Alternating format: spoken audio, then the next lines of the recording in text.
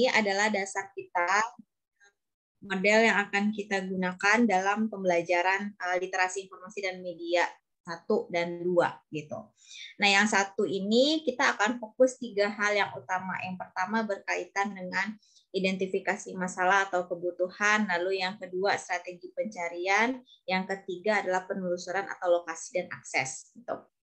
Nah, kita akan masuk ke pembahasan pertama ya.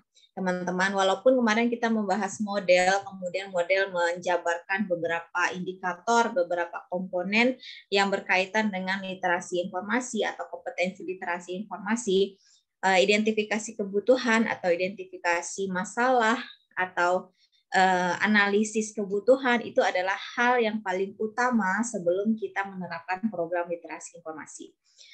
Selain itu, untuk diri kita sendiri pun, skill literasi informasi itu yang pertama dilihat dari bagaimana kemampuan kita dalam menganalisis sebenarnya kita butuh informasi apa sih gitu. Oke. Pertama kita akan membahas tentang kebutuhan informasi dulu. Oke, belum terlihat ya? Belum, Bu.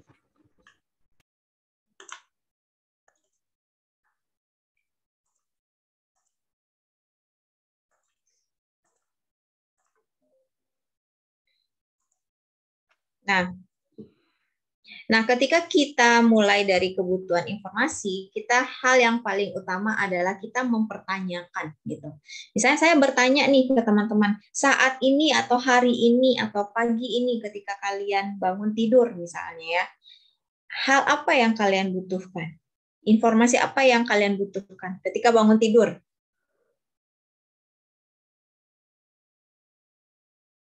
Jam berapa? Jam berapa? Oke. Ada yang megang handphone? Ada, Bu. Apa yang kalian buka? Tanggal, Bu. Yakin tanggal? Ngecek grup, Bu. Ngecek grup WA, Bu. Grup. Ngecek grup WA atau kalau misalnya sempat posting di Instagram, ngecek yang likes berapa gitu ya. Atau kalau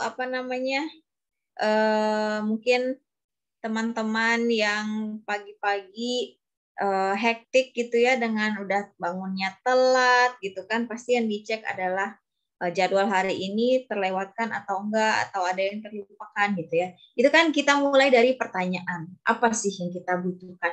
Hari ini ada apa ya? Gitu. Nah, itu hal dasar ketika kita membahas kebutuhan informasi.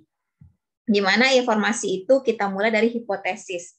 Hipotesis itu apa? Hipotesis adalah dugaan. Jadi kalau dalam penelitian kalian akan melihat H1 dan H0 gitu ya, hipotesis 1 dan hipotesis 0. Itu artinya dugaan 1 atau dugaan 2 gitu.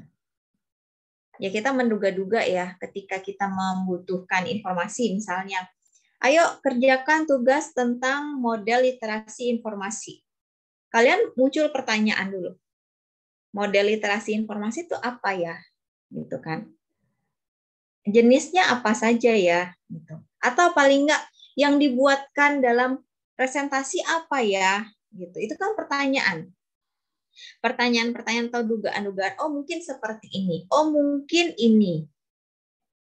Oh mungkin yang diperlukan adalah definisinya, indikatornya, kemudian kompetensinya, bagaimana cara evaluasinya. Kemungkinan, itu namanya hipotesis.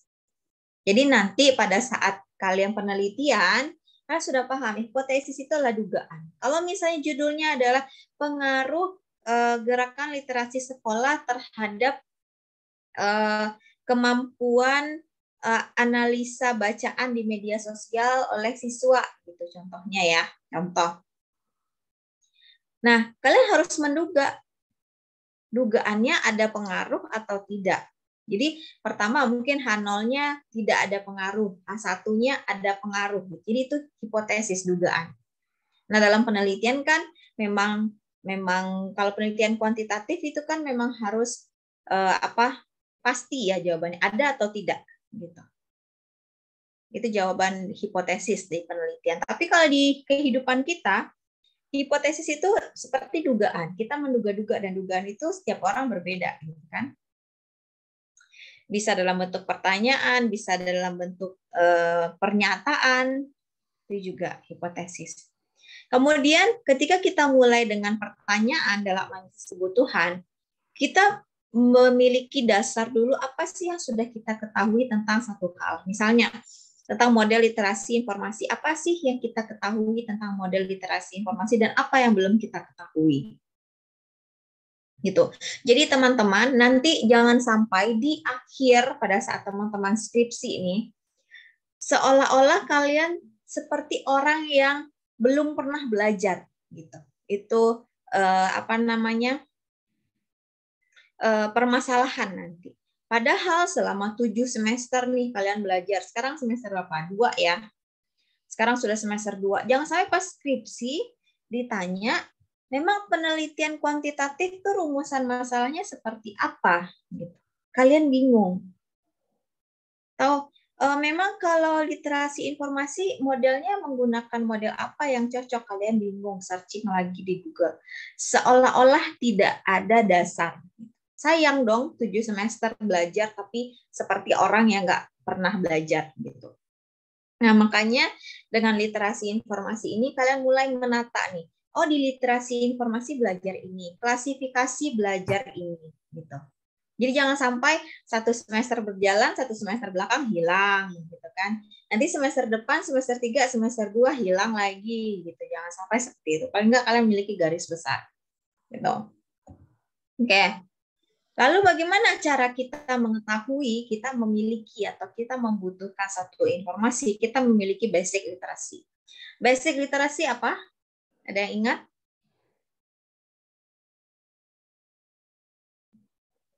Basic literasi apa?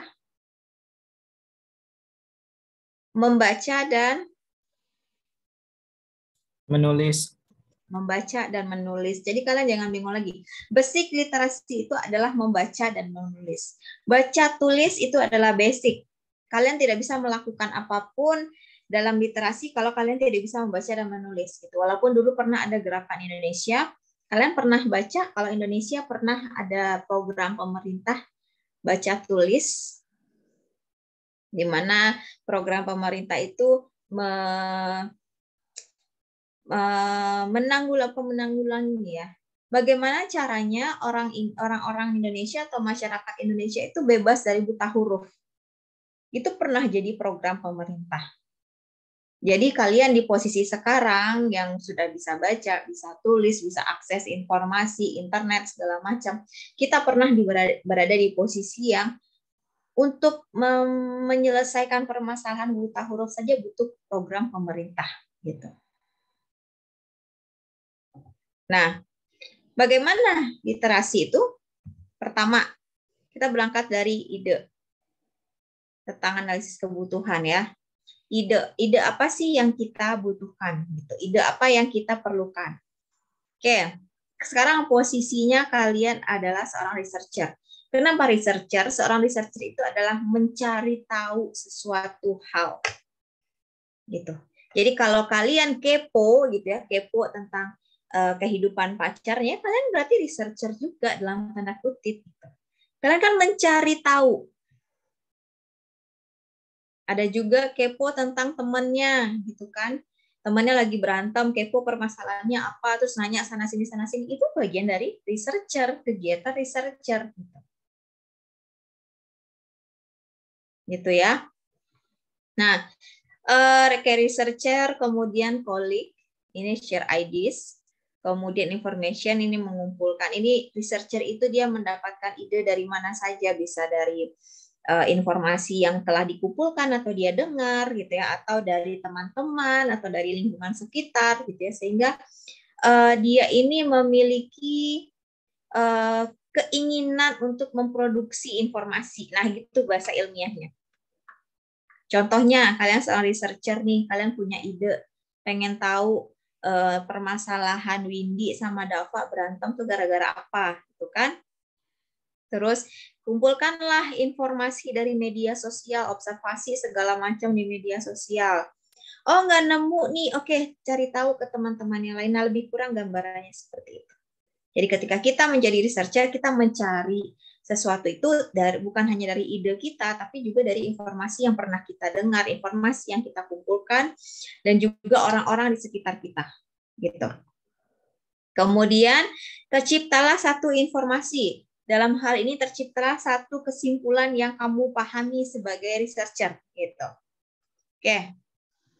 Di mana saja dibuatnya gitu ya. Posisi ini kita membahas dalam hal ilmiah. Seorang researcher dia akan membuat hasil penelitiannya di konferensi atau artikel jurnal atau buku atau performance atau display ya, atau apa namanya lukisan, gambar dan sebagainya, itulah performance atau display. Kemudian hasilnya ada conference proceeding, video recording, katalog foto dan sebagainya. Dan ini akan memberikan yang namanya output atau apa namanya luaran yang bisa kita akses gitu. Jadi kalau bicara tentang sumber informasi tidak hanya kalian cek di Google kemudian langsung keluar. Nah, semua yang keluar itu melalui proses gitu.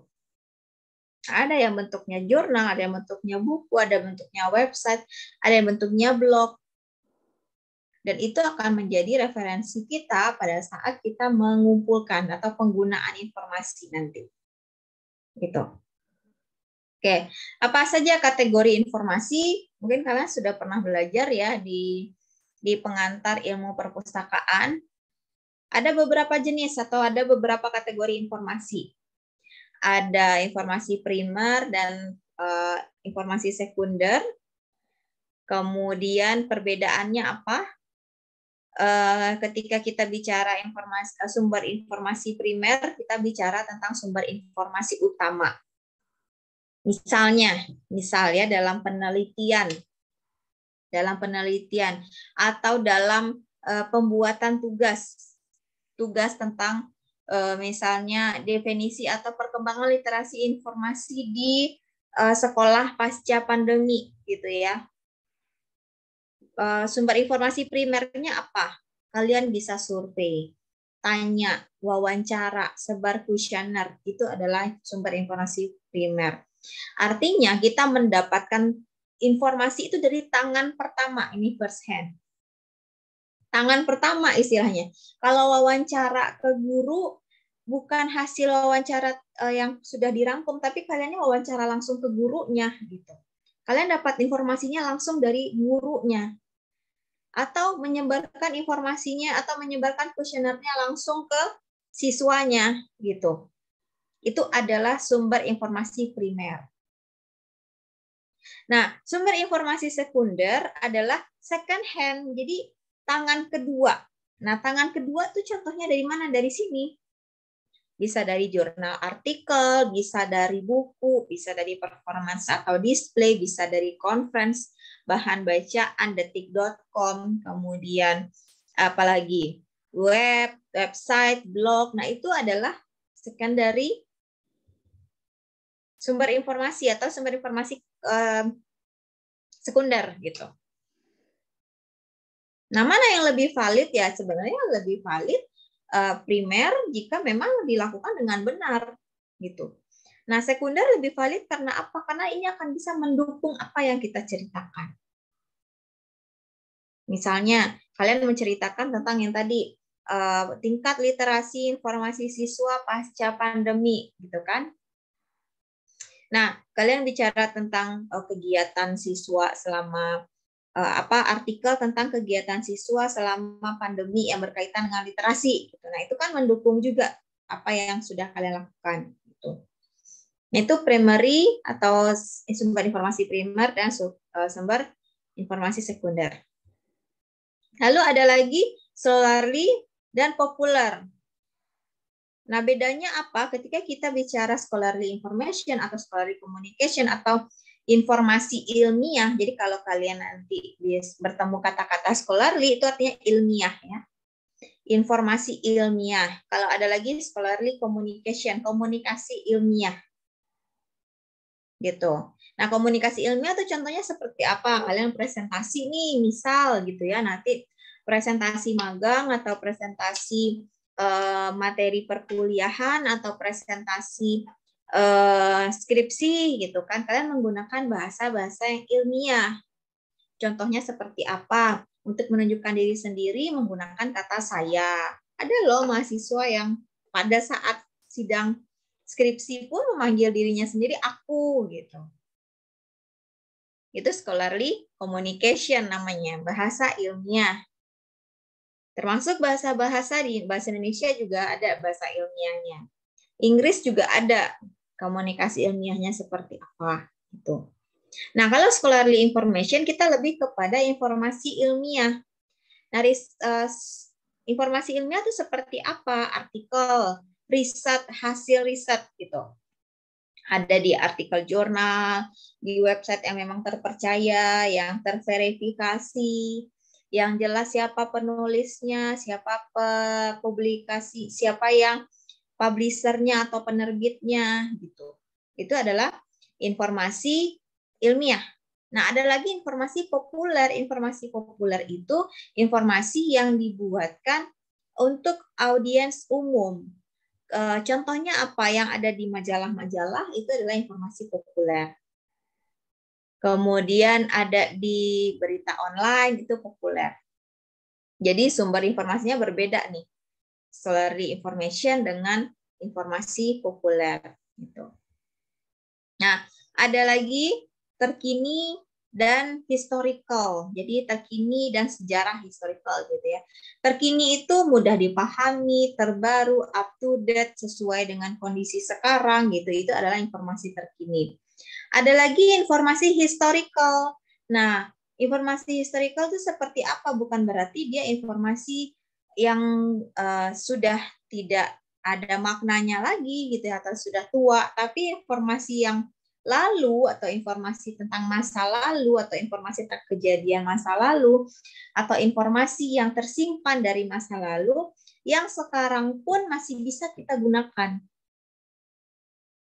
Gitu.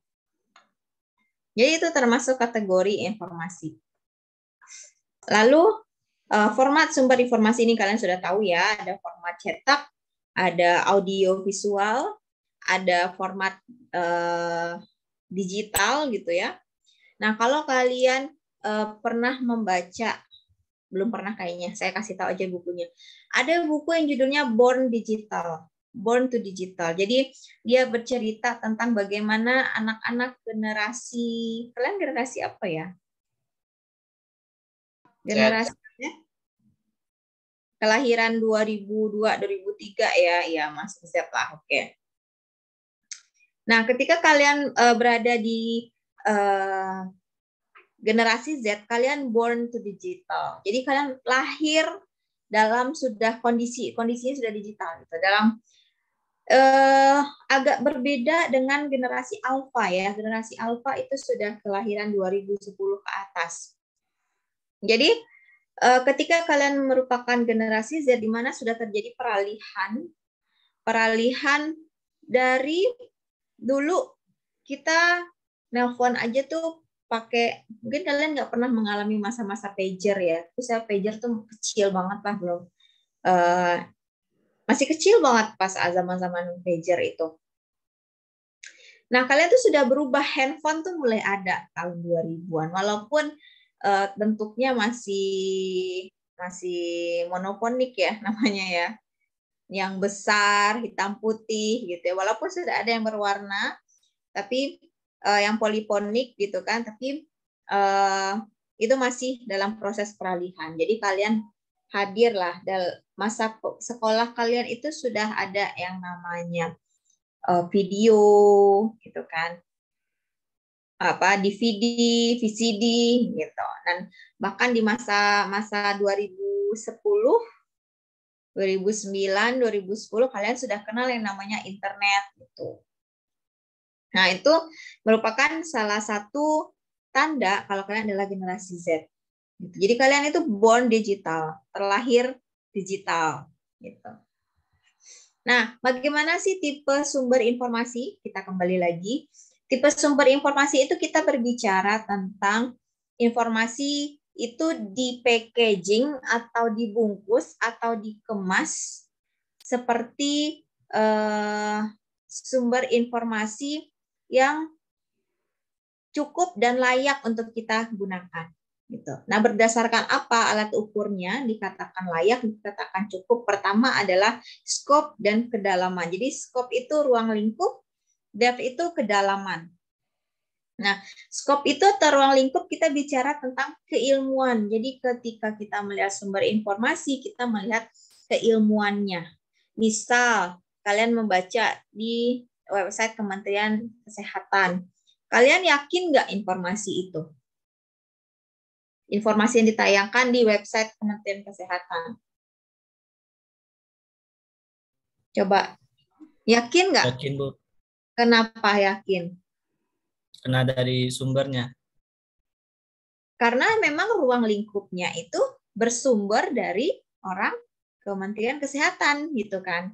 Karena memang ruang lingkup Kementerian Kesehatan itu bicara tentang kesehatan masyarakat Indonesia secara umum, gitu kan ya.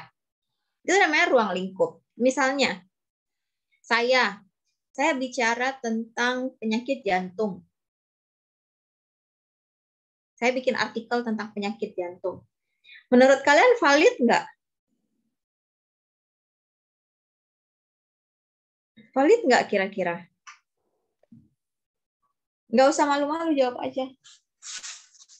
Valid nggak? Bisa valid, bisa enggak, Bu? Ya enggak lah. Kok bisa valid, bisa enggak sih, Khairul Rizal? Ya enggak lah, saya kan bukan berada di ruang lingkup itu. Keilmuan saya tidak mumpuni, saya tidak tidak memiliki kapasitas dalam membicarakan hal itu, gitu. Jadi kita bicara ruang lingkup. Benar nggak keilmuan seseorang yang berbicara itu sesuai dengan apa yang dia sampaikan, gitu. Jangan sampai nanti sempat terjadi dilema juga ya dulu tahun 2010 kayak saya masih kuliah lah 2010 2009 kalau nggak salah sempat ada isu yang lumayan booming juga kalau semua atau beberapa pejabat daerah yang bermasalah atau non-job itu diletakkan menjadi kepala perpustakaan. Kalian pernah dengar nggak? Enggak ya? Kayaknya 2010 kalian masih kecil ya. Masih 10 tahun. Nah, itu pernah ada kasus seperti itu gitu di mana seseorang diletakkan di tempat yang dia nggak bisa. Akhirnya apa? Ya perpustakaannya nggak berkembang, nggak ada progres sama sekali, nggak ada inovasi, nggak ada apa? Ya menjadi suatu jabatan yang dilelang gitu. Padahal nggak ada skopnya, nggak ada keahliannya. Nah, itu yang kita katakan ruang lingkup dan kedalaman ilmu seseorang itu akan menentukan bagaimana perkembangan instansi dan keilmuan tersebut. Gitu. Mungkin kalian pernah mendengarkan istilah the right man in the right place, pernah dengar? Itu istilah. Pernah, Bu. Istilah manajemen SDM ya, the right man in the right place, di mana orang yang memiliki kemampuan diletakkan di tempatnya yang seharusnya gitu. Mungkin ada keilmuan yang bisa dipelajari oleh semua orang yang nggak masalah. Kalau memang dia sudah memiliki ilmunya, sudah bisa memang dirasa cukup gitu. Itu tipe sumber informasi yang kita kembali lagi. Nah, kalau kita lihat dari sini, di sini time publication-nya. Nah, mana sih yang paling yang paling tinggi gitu ya, tingkat keterpercayaan, tingkat kedalaman dan ruang lingkupnya. Pertama, sumber-sumber terbaru itu masih kecil ya. Ini time to publication-nya ini makin ke atas dia makin lama. Majalah juga informasi terbaru, jurnal ini lumayan tinggi, buku, kemudian sumber referensi atau sumber rujukan. Jadi bisa dikatakan informasi yang terbaru itu ya, informasi yang terbaru itu kita perlu analisis lagi benar atau enggaknya gitu ya. Walaupun tidak terlepas semua sumber informasi ini perlu kita cek benar atau enggaknya gitu. Nah, sampai sini ada pertanyaan tentang kebutuhan informasi, silakan. Silakan tentang kebutuhan informasi. Nah, ini saya ambil dari hanya Bunita. Ada pertanyaan? Nah, kalau nggak ada, kita akan masuk ke perumusan masalah. Kalau tadi kita bicara tentang identifikasi kebutuhan, lalu kita mengenal sumber-sumber informasi yang kira-kira bisa kita gunakan itu apa saja, jenis dan sebagainya. Nah, sekarang kita belajar tentang perumusan masalah. Sebenarnya masalah itu apa sih sebelum kita masuk ya? Masalah itu apa ya? Apa sih masalah?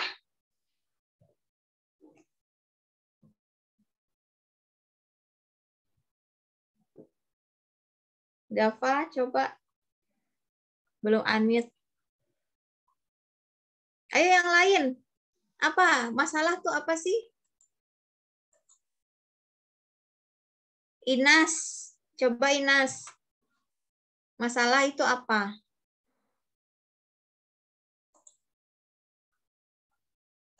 Masih belum unmute. Sebuah kejadian, Bu. Kejadian. Oke. Masalah adalah kejadian. Faisal. Masalah apa, Faisal? Keadaan yang belum diharapkan. Apa? Keadaan yang belum sesuai atau dengan keadaan yang belum sesuai. Oke, keadaannya belum sesuai sama yang kita inginkan gitu ya. Yeah. Gerald?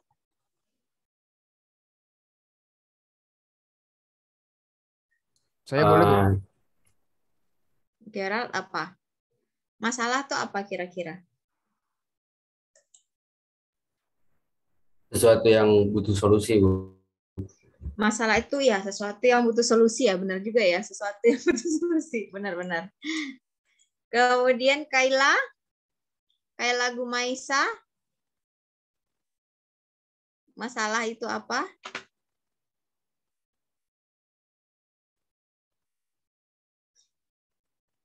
Adinda Sabila ya.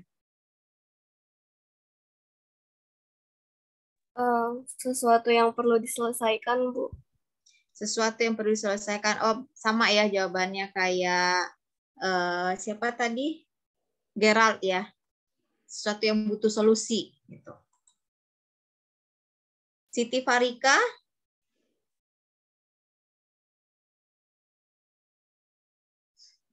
Oke, nggak ada ya. Kita lanjut. Miftahul Huda. Ya, Bu. Apa? Masalah itu apa? Kekeliruan mungkin, Bu. Kekeliruan. Oke, bisa jadi permasalahan adalah kekeliruan. Ada lagi yang mau jawab? Kira-kira masalah itu apa? Saya, Bu. Ya, silakan. Masalah tuh kayak ini, Bu. Keadaan yang belum sesuai dengan harapan, Bu. Oke, keadaan belum sesuai dengan harapan sehingga terjadilah masalah gitu Iya, ya. betul. Tadi ada yang bilang kejadian, sesuatu yang butuh solusi, tidak sesuai dengan harapan. Semua yang kalian katakan benar ya. Masalah itu adalah ketika harapan kita di sini nih. Sini gitu ya. Tapi realitanya cuma ada di sini.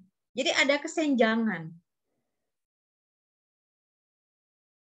Jadi nggak salah juga kita meletakkan harapan terlalu tinggi karena memang kita kan namanya berharap ya. Jadi kalau kita tarik lagi ke kehidupan kita, tidak jarang juga kita berharap hal yang tinggi, hal yang berlebihan. Yang nggak masalah, orang namanya juga harapan gitu kan. Nah, yang terjadi permasalahan sebenarnya ketika kenyataan atau usaha kalian atau kenyataan hidup kita atau takdir kita berada di bawah harapan. Nah, gap itu yang akan menjadi permasalahan gitu ya. Sehingga tadi yang dikatakan Gerald sama siapa tadi? Kita membutuhkan solusi gitu istilahnya ya. Nah, ketika kita terjadi gap antara harapan dengan kenyataan, itu artinya kita membutuhkan solusi. Kalau dalam kehidupan kita misalnya, kenyataan hidup kita nggak sesuai dengan harapan kita, ya solusinya apa? Mungkin solusinya bisa jadi kita harus memperbaiki harapan kita, atau kita lebih menguatkan semangat kita, atau kita lebih mendorong diri kita, atau kita lebih legowo contohnya ya. Nah, itu kan termasuk dari solusi. Atau kita perlu mempush diri kita lebih kuat lagi, lebih keras lagi agar sesuai dengan harapan, agar pencapaiannya sesuai dengan harapan, ya itu nggak masalah. Yang menjadi masalah ketika kita terlalu berlarut-larut dalam masalah gitu. Kita memikirkan masalah ini kenapa ini bisa terjadi, gitu kan? Padahal harusnya kita mikir solusi. Tadi dikatakan Gerald dan temannya. Kita butuh masalah itu butuh solusi, gitu. Oke, masalah itu timbul karena kesenjangan pertama teori dan praktik. Kalian belajar teori nih di sini di YARSI selama 7 semester. Nanti pada saat praktik magang gitu ya. Kalian ternyata menemukan cara klasifikasi yang baru yang dibuat oleh instansinya atau perusahaan, atau cara memanage arsip yang baru, dia membuat panduan terbaru. Berarti apa yang kalian pelajari di teori itu nggak sesuai dengan praktik. Kenapa? Karena memang praktik itu sifatnya cepat sekali berkembang. Sedangkan teori dia membutuhkan waktu, gitu teman-teman. Makanya kalau kalian menguasai satu bahasa pemrograman nih, misalnya sekarang, kalian bisa Java gitu ya. Tapi ketika kita keluar, itu akan muncul lagi banyak bahasa. Nah, apa yang paling harus kalian ketahui? Kalian harus tahu dasarnya dulu. Gitu. Nah, kenapa kita harus tahu dasarnya? Karena dengan tahu dasar, mau perkembangannya secepat apapun, secanggih apapun, kalau kalian tahu dasarnya, kalian akan mudah belajar. Karena kembali lagi, kalian mampu tahu analisis kebutuhannya apa berdasarkan apa yang sudah kalian ketahui. Apa dasar yang sudah kalian miliki tadi. Ada cara klasifikasi yang baru nih. Ada cara pengembangan sistem jaringan perpustakaan yang baru. Atau saya ingin membuat otomasi perpustakaan yang baru. Tapi kalian sudah punya dasarnya. Tadi yang identifikasi masalah atau pas awal yang kebutuhan. Ketika kita membutuhkan satu informasi baru, dasarnya adalah kita punya informasi apa di dalam diri kita. Sehingga perlu pengembangan. Gitu. Itu teori dan praktik. Kemudian yang kedua, harapan dan kenyataan. Ketika harapan tidak sesuai dengan kenyataan. Itu juga kesenjangan atau permasalahan. Kemudian yang ketiga, penjelasan sesuatu yang kurang tuntas. Nah, kenapa kurang tuntas? Karena belum lengkap atau karena muncul pertanyaan-pertanyaan baru yang merupakan hasil dari penelitian yang sudah dia lakukan. Gitu. Nah, dikatakan juga masalah timbul karena adanya kesangsian, kebingungan akan suatu fenomena. Jadi bingung, misalnya kalian belajar nih, bingung ya wajar, itu juga permasalahan. Kalau misalnya kalian nggak bingung, kalau kalian merasa bisa semua, ya ngapain belajar gitu istilahnya. Jadi kebingungan, kesangsian atau ketidaktahuan itu adalah proses belajar. Kalian merasa sulit di mata kuliah tertentu, itu adalah proses belajar. Walaupun itu adalah masalah, tapi itu adalah proses belajar. Artinya kalian harus mempush diri agar lebih mampu menangkap ilmu itu gitu. Nah, untuk memudahkan pemecahan masalah, maka dibantulah dengan namanya rumusan masalah. Jadi sudah ada masalah nih, kita suruh merumuskan sebenarnya masalahnya apa lagi sih, gitu kan? Nah, apa saja rumusan masalah? Rumusan masalah benar jika gambaran tentang masalah yang dapat diberikan dengan jelas. Jadi kita sudah ada masalah, kita buatkan atau kita gambarkan sebenarnya apa jenis permasalahan ini dan apa yang harus kita bahas, gitu. Nah, biasanya kita menggunakan 5W1H yang standar ya. Apa, siapa, kapan, di mana, kenapa, bagaimana, gitu. Itu bisa kita gunakan sebagai dasar untuk merumuskan masalah. Nah, bagaimana bentuk rumusan masalah? Jadi yang pertama, bentuk rumusan deskriptif. Jadi bentuk rumusan deskriptif itu kita hanya perlu mencari satu variabel. Nah, variabel itu apa nanti kalian lebih lengkapnya akan belajar di metode penelitian ya. Saya akan menyinggung sedikit tentang variabel. Variabel itu adalah suatu alat gitu ya, suatu alat ukur yang digunakan untuk menjelaskan sesuatu. Jadi ketika kita membahas permasalahan dengan deskriptif, artinya kita ingin penjelasan atau gambaran saja tentang permasalahan itu.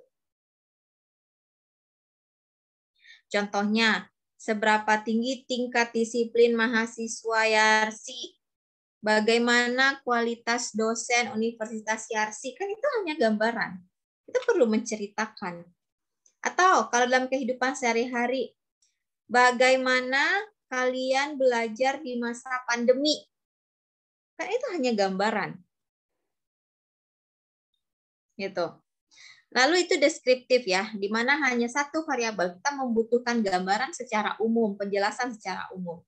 Lalu yang kedua, ada yang sifatnya asosiatif. Ini berbeda dengan deskriptif. Kalau asosiatif, dia lebih menggambarkan permasalahan dari hubungan dua variabel. Dua variabel. Contohnya, bagaimana hubungan kuliah di siang hari dengan semangat dengan kemampuan mahasiswa berkonsentrasi selama pembelajaran. Berarti ada hubungan, apakah ada nih hubungan antara kuliah siang dengan semangat mahasiswa belajar? Ngaruh nggak kalian kuliah siang dengan konsentrasi, bisa ngantuk kah, lapar kah, gitu. Oh, ternyata nggak ada pengaruhnya. Kalau semangat mah mau pagi, mau siang, mau malam. Kalau udah nggak semangat ya nggak, tetap aja nggak ada urusan gitu kan. Contoh, ini contoh. Atau bisa juga sejauh mana pengaruh penampilan mahasiswa dalam kemudahan sidang skripsi gitu. Mungkin misalnya ada yang tampangnya memelas gitu ya, kayak nggak tidur 10 hari. Kemudian udah capek mukanya. Nah, dosennya juga kasihan jadi nggak kebanyakan nanya pada sidang skripsi. Misal, ngaruh nggak? Ada pengaruh nggak gitu. Jadi itu asosiatif namanya. Apakah ada hubungan X dengan Y? Apakah ada pengaruh X terhadap Y? Gitu. Oke, permasalahan yang ketiga disebut komparatif, di mana membandingkan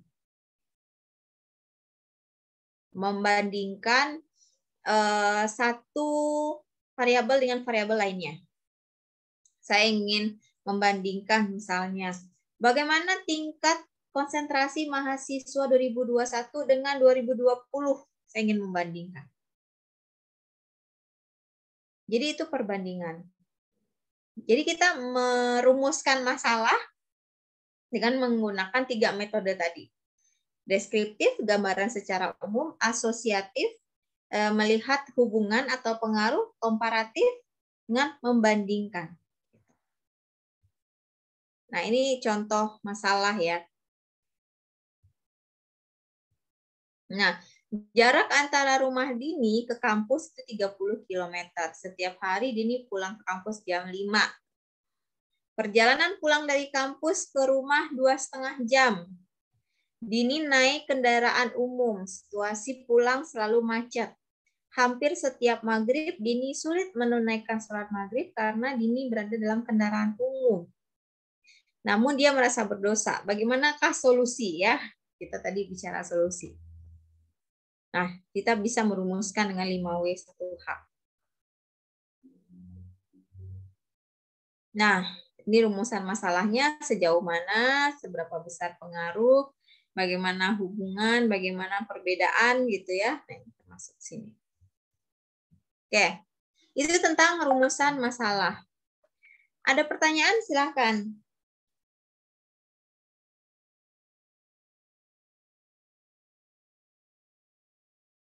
Jadi lebih kepada pembelajaran kita tentang analisis kebutuhan, identifikasi kebutuhan informasi, itu lebih kepada bagaimana kita merumuskan permasalahan yang kita hadapi, terutama dalam perkuliahan di sini ya.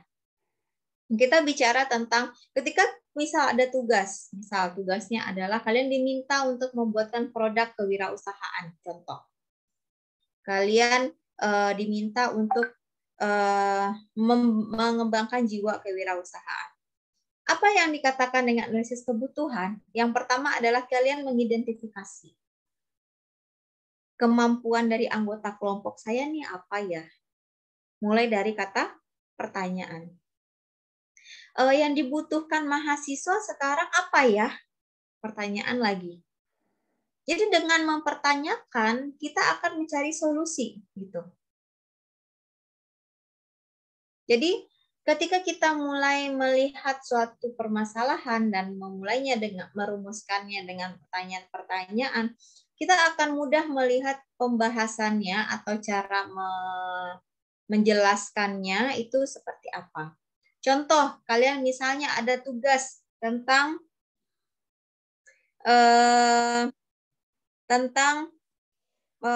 literasi digital untuk orang tua gitu ya, contoh. Nah, kalian mulai dari pertanyaan literasi digital itu apa sih? Kalian mulai membuat garis besar dari apa yang akan kalian tuliskan dalam tulisan itu. Oke, literasi digital. Kemudian peran orang tua bagi anak apa sih? Itu mulai kalian pertanyakan juga. Dari situlah mulai kalian mencari-cari berbagai sumber informasi. Kemudian dengan pertanyaan itu akan menjadi kritik ya. Kita akan memberikan analisis kritis terhadap suatu topik permasalahan atau topik tugas yang sedang kalian kerjakan. Jadi mulai dari sekarang tugas-tugas kalian tuh nggak hanya copy paste, tapi kalian bisa menentukan, oh saya ingin membuat literasi digital bagi orang tua. Garis besar yang saya butuhkan apa? Jadi kalian tidak dikendalikan dengan sumber literatur, tapi kalianlah yang mencari sumber literatur yang cocok, yang sesuai dengan apa yang kalian butuhkan. Gitu. Nggak asal copy paste, oh dari artikel ini copy paste, nggak gitu. Tapi kalian bisa merumuskan sendiri apa yang kalian tulis dan kalian cari. Bukan berdasarkan oh cari aja lah di Google, oke buka artikel ini, buka artikel itu, ambil udah jadi. Nggak gitu lagi konsepnya dengan analisis kebutuhan. Oke, kira-kira ada apa ya? Paham nggak kalau saya ngomong paham nanti sulit juga ya karena paham itu sangat relatif sifatnya.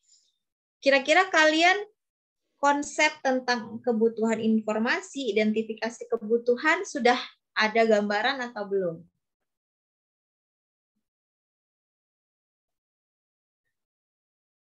Silakan.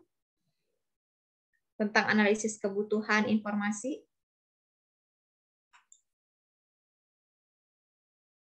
Sudah paham? Kalau sudah, bilang sudah. Kalau belum, boleh yang belum langsung di chat atau langsung di sini juga nggak apa-apa.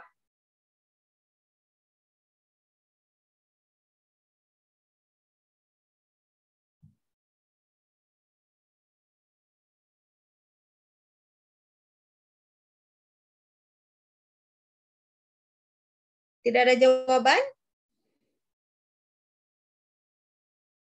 Oke. Kalau tidak ada jawaban, saya juga bingung ya. Maksudnya saya nggak bisa mengetahui juga kalian ada pertanyaan atau enggak, tapi semoga kalian paham ya. Jadi nanti pada saat skripsi kalian tidak mencari-cari masalah yang nggak ada gitu. Karena memang permasalahan di lapangan kita tuh banyak sekali yang bisa kalian angkat jadi skripsi.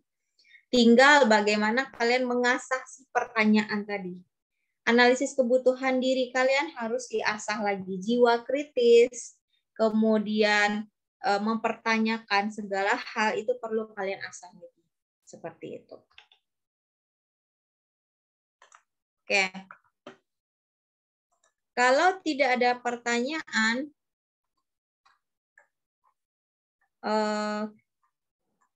saya ingin memberikan materi tentang mind map ya, sebentar.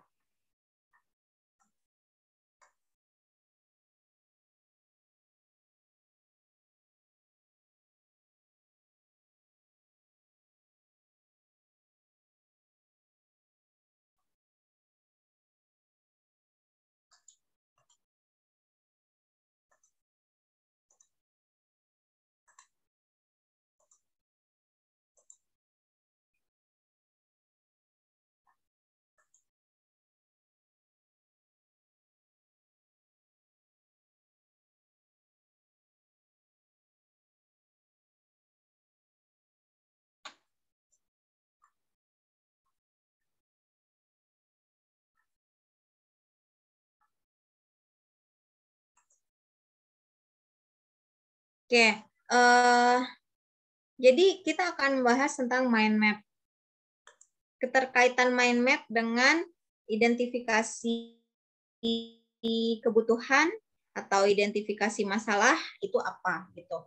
Nah, mind map itu seperti alat bantu yang dapat kita gunakan untuk merumuskan atau membagi permasalahan gitu. Untuk membagi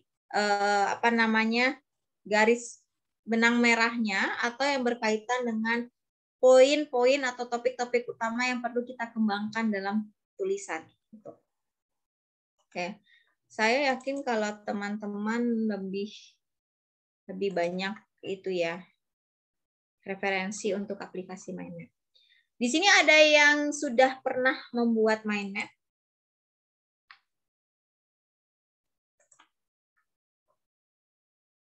Ada yang sudah? Sudah pernah mencoba, Bu. Sudah pernah coba buat mind map. Oke. Di sini saya mau bikin polling, tapi saya nggak co-host nih, jadi saya nggak bisa bikin polling. Ya udahlah, nggak apa-apa ya. Maksudnya saya ingin polling siapa yang sudah, siapa yang belum. Ya udah, nggak masalah. Oke. Nah, ini saya ambil dari University of Adelaide, di mana dia masih berbicara tentang pusat penulisan tentang panduan pembelajaran. Di sana khusus membahas tentang mind map. Jadi, mind map itu adalah cara efektif untuk membuat catatan dan brainstorming tentang topik esai, gitu ya. Kalau topik esai, kita bicara tentang artikel, kita bicara tentang tugas. Gitu. Dimana kalau di perkuliahan kalian tidak ada lagi tugas-tugas seperti mengisi titik-titik gitu ya. Tapi ketika di kuliah kalian diminta untuk mengembangkan cara pikir, konsep, kemudian apalagi di prodi kita ya, kalian diminta untuk mengembangkan suatu teori atau mengembangkan, menceritakan, mendeskripsikan realitas gitu. Di mana itu dapat kita lakukan, dapat kita kembangkan dibantu dengan mind map gitu. Oke. Apa saja, bagaimana kita menggunakan mind map? Katanya pertama adalah membuat catatan dari bahan kuliah dan apa yang kita dengar dan poin-poin pentingnya.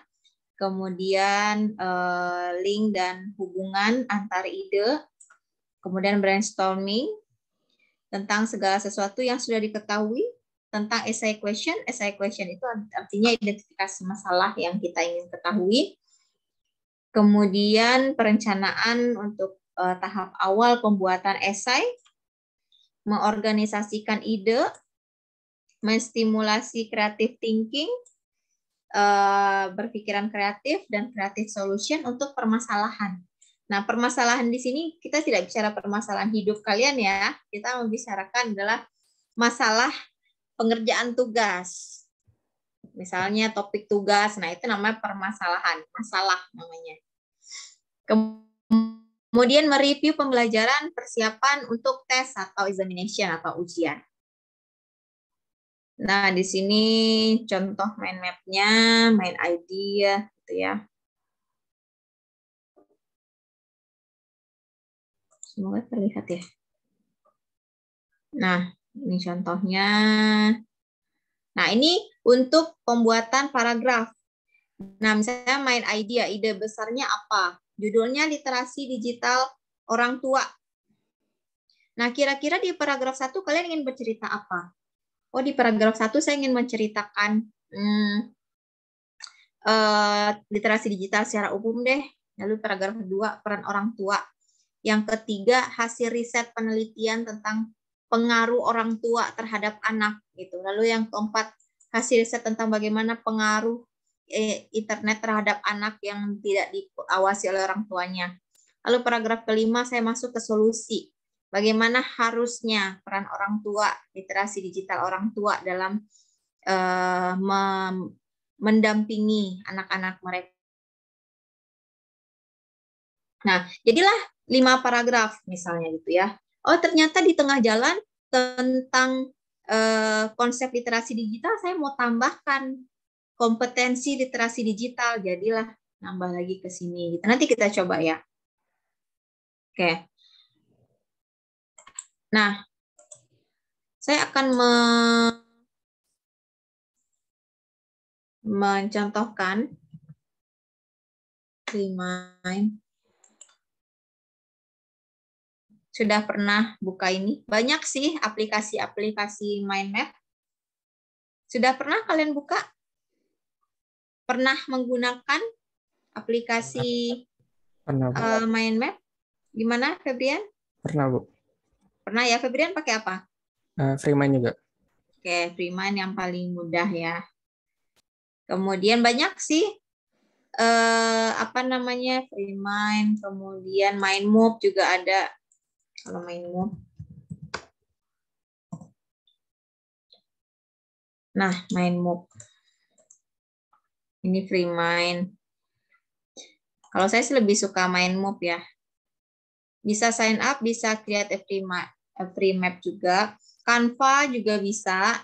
Pernah menggunakan Canva ya. Kalau kalian lihat RPS saya menggunakan Mindmove nih. Coba ya kita lihat RPS.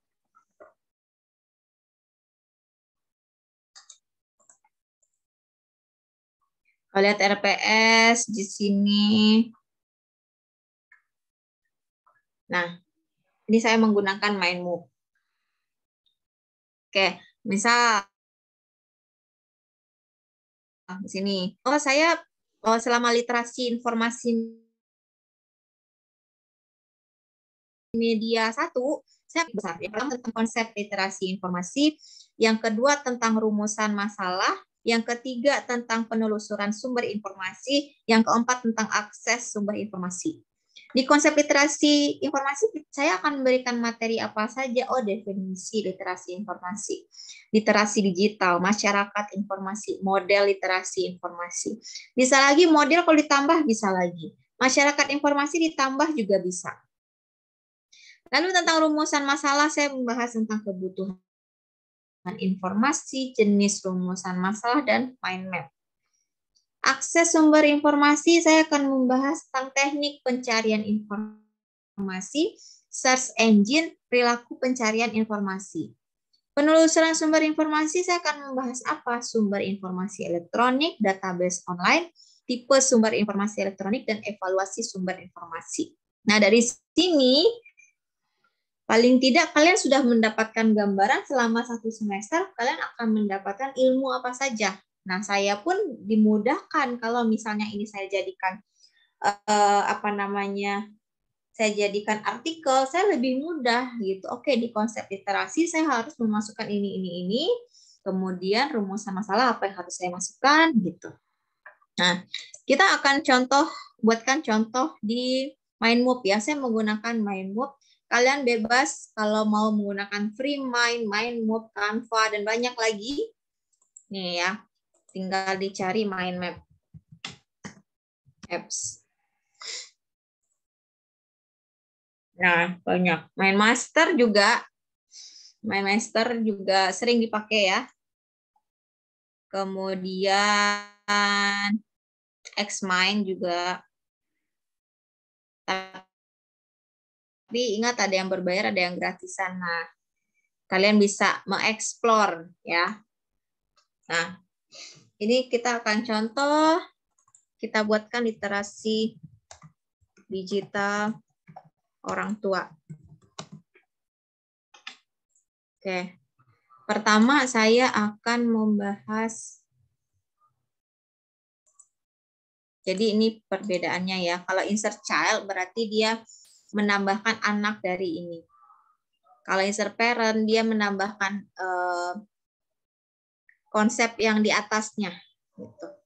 Kalau siblings itu dia satu di atas, satu di bawah. Jadi derajatnya sama gitu ya. Nanti kita contoh.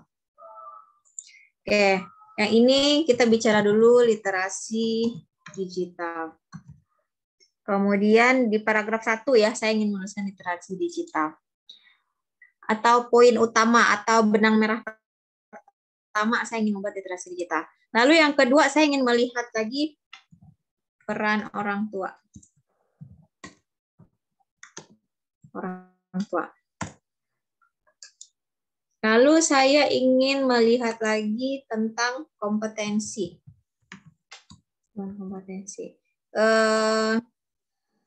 Kebiasaan anak dalam menggunakan gadget atau perangkat ya. Tapi biasanya saya akan memilih menggunakan 1 atau 2 kata sih, nggak banyak-banyak. Bisa kalian lihat di sini. Nggak terlalu banyak. Jadi kebiasaan anak. Itu aja. Lalu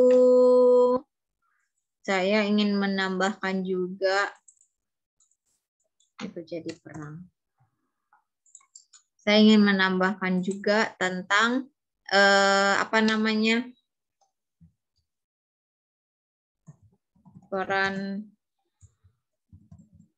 peran orang tua dalam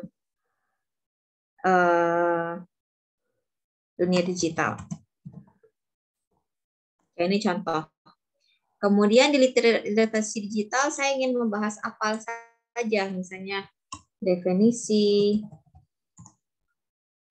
kemudian kompetensi literasi digital, atau kompetensi aja juga boleh. Kemudian bicara lagi tentang indikator, evaluasinya, boleh dimasukkan. Nah, dengan ini kita bisa saja membuat 1 artikel tentang literasi digital orang tua. Peran orang tua di rumah, di sekolah. Ada nggak peran orang tua di sekolah? Terus tambahkan lagi peran orang tua pendidikan prasekolah. Contoh ya, ini hanya contoh. Lalu kebiasaan anak kita berangkat dari hasil penelitian. Kemudian berita terkini. Kemudian data mengenai hobi anak-anak gitu ya. Nah, peran orang tua dalam dunia digital kita ingin melihat dari pendapat para ahli.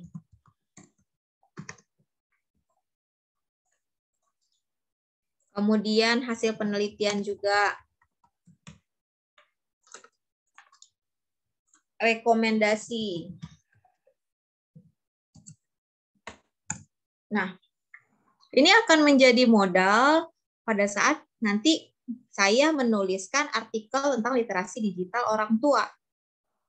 Dari sini saja saya bisa, misal ya, saya bisa membuat 3 atau 5 halaman dengan adanya ini.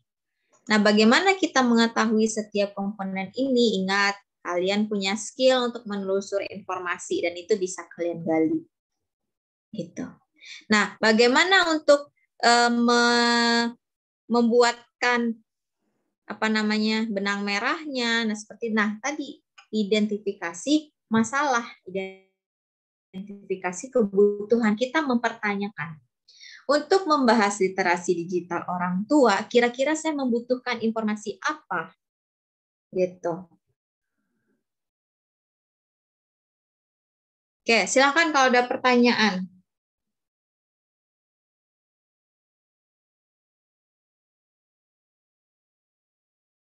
Silakan.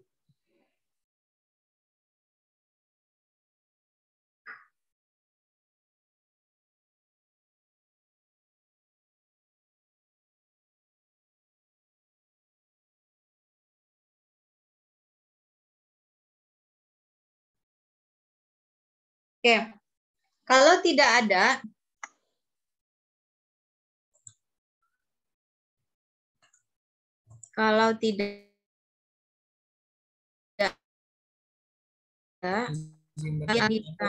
oh ya, silahkan.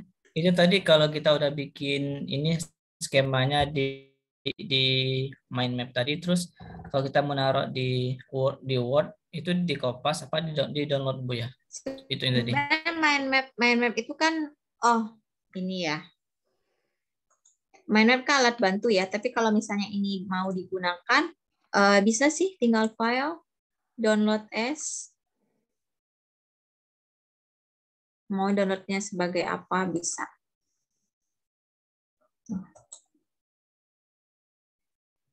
Email bisa. Kalau mau copy snipping tools, bisa tahu kan snipping tools? Bisa kalian pakai snipping tools-nya juga. Nih.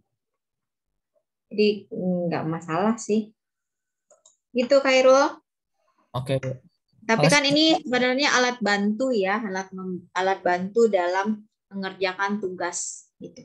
Jadi nanti kalian tidak dikendalikan dari hasil pencarian Google. Saya langsung ya kita cari.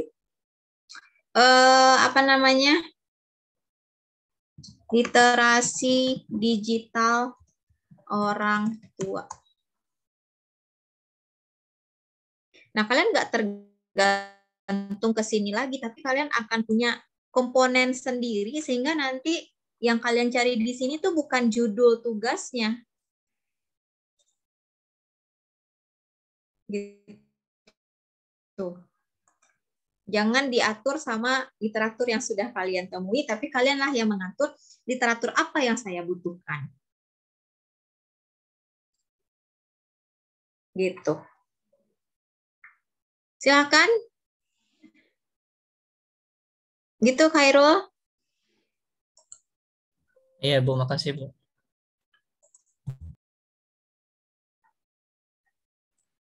Bu, izin bertanya. Ya, silakan Inas. Bu, berarti kalau misalkan untuk literatur itu kita sesuai DG aja kan ya Bu? Nggak harus banyak gitu penentuannya. Literatur, iya kalau misalnya tadi karena dari kebutuhan informasi kan ada yang namanya pengetahuan dasar. Nah, pengetahuan dasar itu yang menjadi landasan kalian membutuhkan informasi apa saja dari pengetahuan yang sudah kalian miliki, gitu. Jadi boleh ditambahkan sendiri atau dari hasil bacaan, gitu. Kalau misalnya nih, Kalau misalnya gini, saya membuat ini ya, bentar saya share screen lagi. Saya membuat ini ya, contoh. Karena saya sudah memiliki kemampuan dasar tentang literasi digital. Makanya saya bisa tahu nih, oh ini kira-kira ini saya butuhkan gitu kan. Tapi kalau misalnya kita masih belajar gitu ya, kita bisa lihat dari judul. Oke, judulnya literasi digital orang tua. Berarti saya harus tahu dulu literasi digital. Lalu peran orang tua. Nah, sisanya yang ini yang kita dapatkan dari bahan bacaan dan pembelajaran. Gitu. Oke, ketika sudah di sini saya mau menambahkan misalnya di sini saya mau menambahkan tentang setelah saya baca gitu ya. Setelah saya baca, saya ingin tambah juga tentang bagaimana UNICEF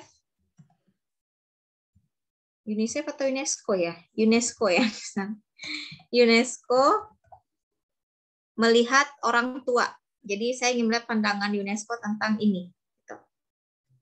Karena saya baca dari hasil literatur, kalau literasi digital itu dikemukakan oleh UNESCO gitu. Jadi bisa ditambahkan. Gitu Inas. Baik Bu, terima kasih. Jadi nanti tugasnya nggak hanya copy paste semua ya. Karena sayang yang apa yang kalian pelajari, nggak masalah kalau misalnya kita punya bahan bacaan banyak gitu, ya nggak masalah. Kalian baca artikel banyak, tapi yang menjadi permasalahan kalian mengopi dan tidak tahu sebenarnya kalian kopi itu apa, gitu. Itu akan sangat disayangkan. Seperti kalian dikendalikan oleh literatur yang kalian temukan.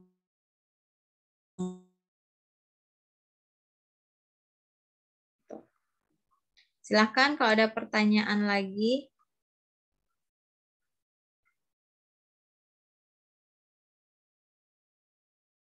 Ibu izin bertanya. Iya, silahkan. Mind map itu sama peta konsep sama ya Bu atau beda? Sama. Mind map, peta konsep, peta pikiran ya. Banyak bahasanya. Sama Dinda. Silahkan.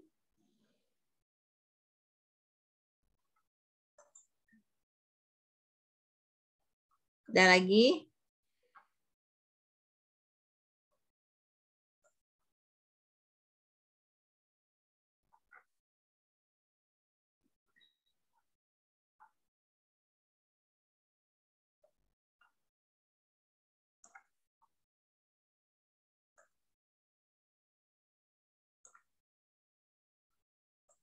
Silahkan kalau ada lagi.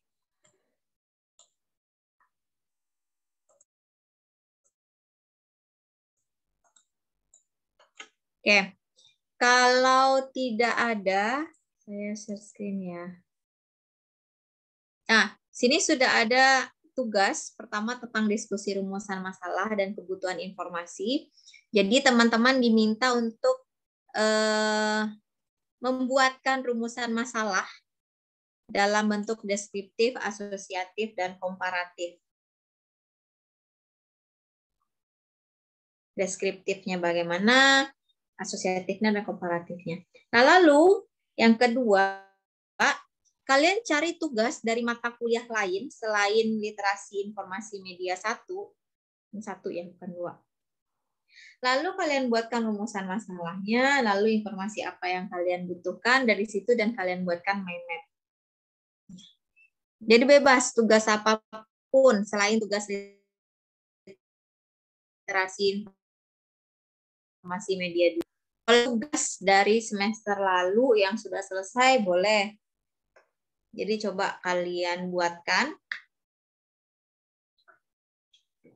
Kemudian kalian setelah rumusan masalahnya boleh dibuat dalam bentuk asosiatif, deskriptif, atau komparatif. Kemudian tambahkan juga kebutuhan informasinya apa saja atau topik-topik yang kalian bahas. Lalu buatkan mind map-nya menggunakan aplikasi apapun boleh, karena kalian kan lebih expert ya dalam mencari aplikasi-aplikasi seperti ini. Kalian boleh menggunakan aplikasi apapun. Yang penting apa yang harus kita buatkan, yang harus kita tambahkan, yang harus kita masukkan ke dalam tugas, nah itu harus masuk ke dalam mind map yang kalian buat. Jadi ingat, tulisan mind map tuh nggak panjang-panjang ya, cukup 1, 2, atau 3 kata, menurut saya cukup. Jadi nggak usah panjang-panjang. Nih ya, contoh yang punya saya tadi, kan cuma 1 atau 2 kata. Oke lah kalau banyak, nih juga. Jadi langsung ke kata kuncinya lah istilahnya ya. Frasa utamanya. Misalnya mengetahui ini, nggak usah menggunakan kata kerja lagi, langsung kata bendanya. Gitu. Ada pertanyaan?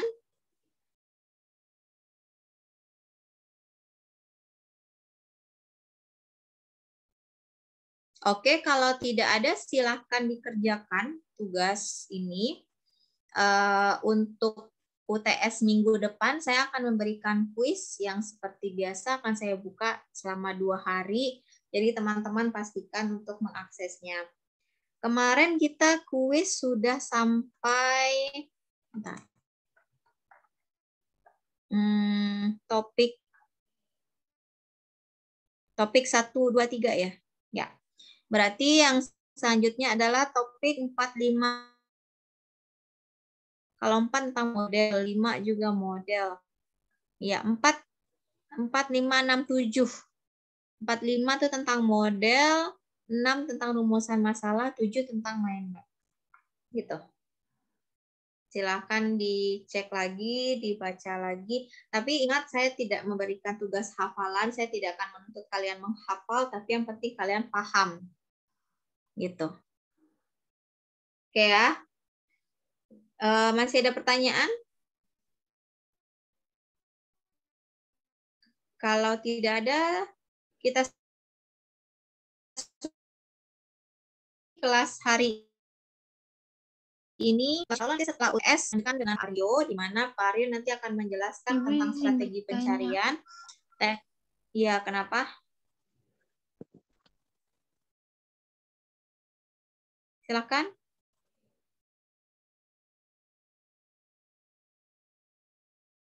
Siapa ya tadi ya?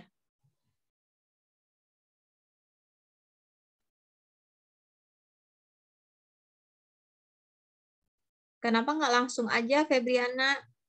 Harus di chat. Mic-nya putus ya, Bu. Oke. Deadline tugasnya seperti biasa 1 minggu ya. Baik, terima kasih, Bu. Oke.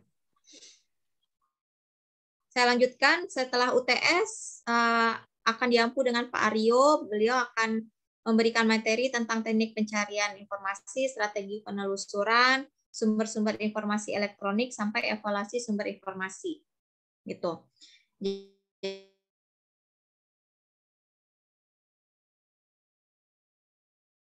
Jadi kesalahan, kekurangan mungkin dalam pembelajaran. Semoga 7 pertemuan ini berbekas ya, dasar-dasar literasi informasinya masih kuat gitu. Nanti kita ketemu di literasi informasi media yang kedua, kita tinggal lanjutkan skill kalian. Gitu. Yang penting dasarnya udah kuat dulu. Mau di otak-atik program segimanapun, mau di otak-atik modelnya bagaimanapun, yang penting kalian punya dasar tentang literasi informasi. Oke, sampai jumpa di literasi informasi media yang kedua, insya Allah. Mungkin saya nanti akan ngajar di psikologi komunikasi ya. Ya, semester 2. Nanti saya akan, setelah Pak Arif Triman, saya akan masuk ke psikologi komunikasi yang kedua. Semoga mendapatkan nilai UTS yang baik dan sampai nilai UAS dan nilai akhirnya pun insya Allah akan baik. Semoga lulus, nggak ngulang-ngulang mata kuliah ini, gitu ya. Saya tutup. Wabillahi taufiq wal hidayah. Wassalamualaikum warahmatullahi wabarakatuh.